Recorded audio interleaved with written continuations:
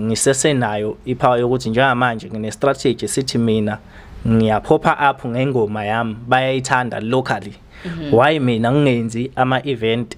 Because basangibuka njengamanje ukuthi ngenza kanjani, bese ngilanda la bengiphila nabo la iduzana ukuthi no Majida, I know ukuthi sonke asinamali, but ngingakwazi ukugaya i-transport, ngakwazi ukugaya ama-refreshments, ngakwazi ukugaya imali ka-drink. Yayibona leyo nto?